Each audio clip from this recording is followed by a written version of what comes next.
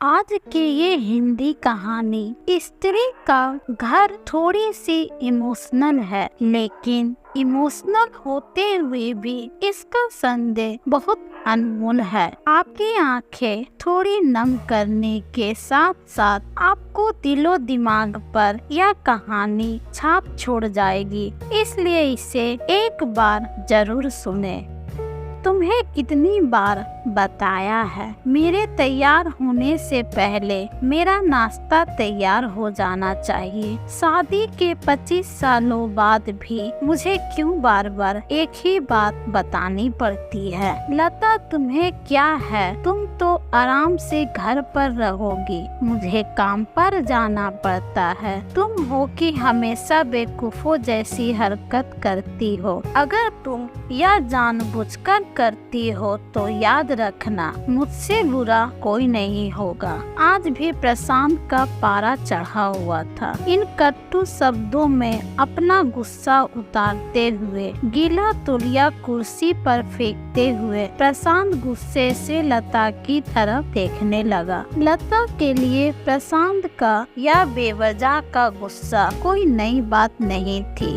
महीने में 3-4 बार ऐसे ही लता पर बरस पड़ता था। पहले लता उसका विरोध किया करती थी, लेकिन जब कई सालों तक प्रशांत में कोई बदलाव नहीं दिखा तो लता ने खुद को ही बदल दिया। अब प्रशांत के कुछ भी कहने से लता को कोई फर्क नहीं पड़ता था। प्रशांत की हर बात वो चुपचाप सिर नीचे झुकाए सुन लेती थी। शादी के पहले 5 साल तक लता ने पूरी कोशिश की थी कि प्रशांत को बदला जाए, लेकिन फालतू का गुस्सा करना और बाद में लता को भला बुरा कहना या मानो जैसे उसकी आदत बन गई थी। कोई भी वाद विवाद होता तो प्रशांत सीधे लता को बोल देता, अगर मैं तुम्हें अच्छा नहीं लगता तो क्यों नहीं चली जाती अपने मायके, क्यों रहती हो मेरे साथ? इतना सब कुछ होने के बावजूद लता प्रशांत के साथ रहती थी, क्योंकि उसे अपनी बेटी की फिक्र थी। और वह जाती भी तो कहाँ, अपने बूढ़े हो चुके माँ बाप को इस उम्र में परेशान करना वह नहीं चाहती थी। समाज और लोग क्या कहेंगे यह भी तो उसे देखना था। वह इतनी पढ़ी लिखी भी तो नहीं थी कि खुद जाकर कोई नौकरी कर सके और अपना और अपनी बेटी का पालन पोषण कर सके। लता को अब अपनी फिक्र नहीं थी, उसको फिक्र थी तो बस अपनी शादी लायक हो रही बेटी की। लता नहीं चाहती थी कि पति पत्नी के झगड़े की वजह से काव्या डिस्टर्ब हो। काव्या की पढ़ाई पूरी हो चुकी थी, उसके लिए अब शादी के रिश्ते आने लगे। कई रिश्तों को काव्या ठुकरा चुकी थी। 2-3 महीने बाद एक अच्छा रिश्ता आया। रिश्तेदारों और पहचान के लोगों ने भी लड़के के बहुत गुणगान किए थे। प्रशांत एक शाम अपनी बेटी के पास बैठकर उसे बताने लगा, काव्या बहुत अच्छा लड़का है, पढ़ा लिखा है, बड़ा घर है, बहुत अच्छी नौकरी है। ऐसे रिश्ते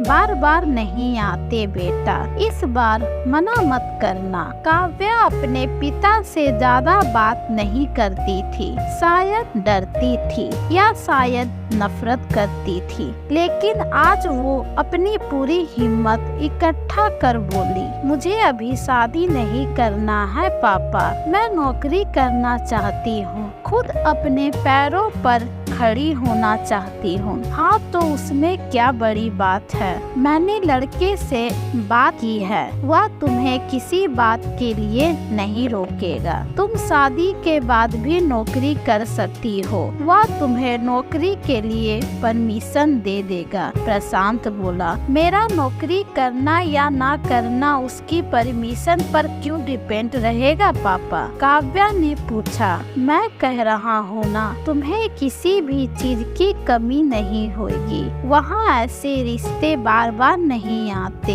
इसे ठुकरा मत, बहुत खुश रहेगी तुम वहाँ। प्रशांत बोला, पापा क्या मैं उतनी ही खुश रहूंगी जितनी मम्मी इस घर में खुश है? काव्या ने तेज कसते हुए कहा, आज तुम्हारी जबान कुछ ज्यादा नहीं चल रही? प्रशांत गुस्से से आंखें बड़ी करते हुए बोला, पापा मुझे शादी ही नहीं करनी है, क्योंकि शादी के बाद अगर वह लड़का आपके जैसा निकला तो मैं क्या करूँगी? मुझे आपके जैसे जीवन साथी नहीं चाहिए जो बिना बात के मुझ पर हमेशा चिल्लाए। मुझे कुछ भी अपनी पसंद का लेना हो तो 10 बार सोचना पड़े, कहीं वह नाराज ना हो जाए। मेरी तबीयत कैसी भी हो उसे परवाह ना हो। रोटी थोड़ी सी मोटी बन जाए तो घर सर पर उठा ले, उसकी चेक बुक ना मिले तो भी मेरा ही दोस्त निकाले और हर छोटी मोटी बात पर मुझे मायके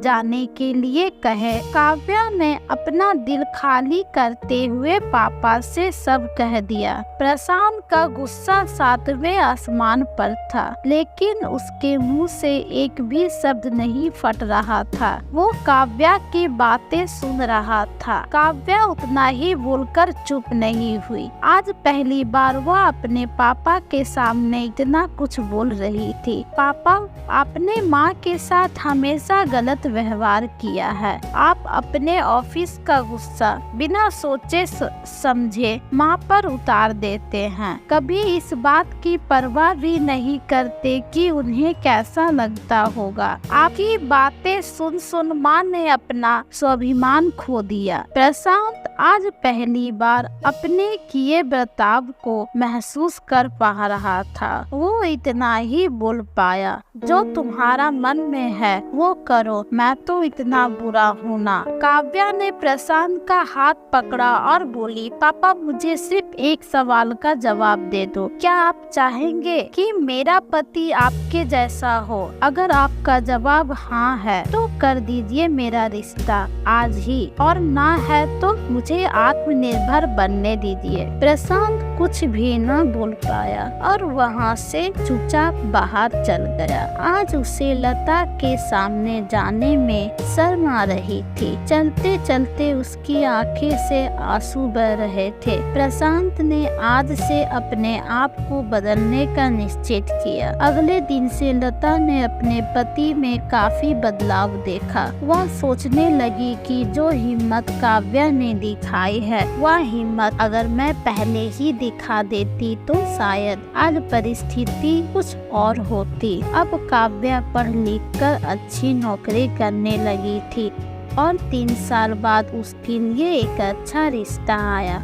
और उसकी विदाई पर प्रशांत बोला, बेटा तू हमेशा खुश रहेगी क्योंकि तेरा पति तेरे बाप जैसा नहीं है। प्रशांत की यह बात सुनकर लता और काव्या की आंखों से आंसू बहने लगे। दोस्तों, हमारे समाज में औरतों को भले ही देवी का दर्जा दिया जाता है, लेकिन वह स्वतंत्रता नहीं दी जाती जो उन्हें देनी चाहिए। उन्हें बचपन से ही बताया जाता है कि वह पराये धन है। स्कूल से आने में देर हो जाए तो पिटाई मिलती है। मोबाइल पर बातें करते हुए दिख जाए तो, खिड़की से झाँकते हुए दिख जाए तो सब किया जाता है। माँ बाप का घर तुम्हारा नहीं है, पति का घर ही तुम्हारा घर है। जीवन भर यह बातें बता बता कर उन्हें ससुराल भेज दिया जाता है और एक दिन किसी छोटे मोटे झगड़े में ससुराल वालों से उन्हें सुनना पड़ता है कि इस घर को छोड़ दो और मायके चली जाओ। अब आप ही बताओ दोस्तों, ऐसी स्त्रियों का सच्चा घर कौन सा? आखिरकार वह किस घर को अपना कहे? हमेशा की तरह पूरी कहानी पढ़ने के लिए आपको धन्यवाद। दोस्तों, उम्मीद है यह कहानी आपकी दिल को छू गई होगी।